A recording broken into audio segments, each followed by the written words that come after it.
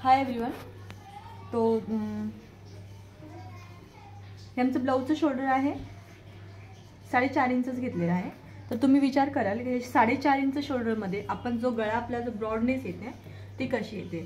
तर यामध्ये बघा, ही आपली शोल्डर पट्टी आहे. 2.5 इंच आपली शोल्डर पट्टी तयार येणार आहे. तर आपण 2.5 मध्ये अर्धा इंच म्हणून अशा प्रकारे 3 इंच आपल्या शोल्डर पट्टीचं माप घेतले आणि जी उरलेली आहे 1.5 इंच ही आपली निघणार आहे गळा रुंदी.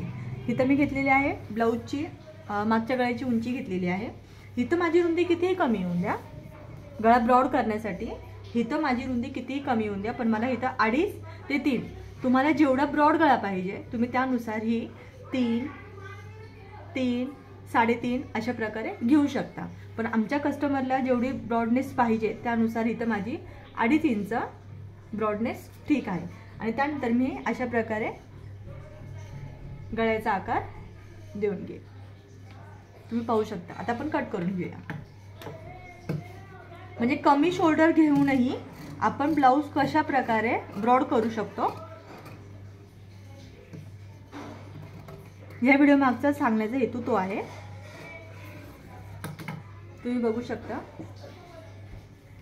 हा असा ज्यावेळेस आपण इथं टक्स घेतो तो ब्लाऊज ऑलरेडी असा होऊन जातो. तर अशा प्रकारे जर तुम्हाला नवीन नवीन माहिती हवी असेल तर प्लीज माझ्या व्हिडिओला सबस्क्राईब करा, माझ्या चॅनलला सबस्क्राईब करा, व्हिडिओला लाईक आणि शेअर करा.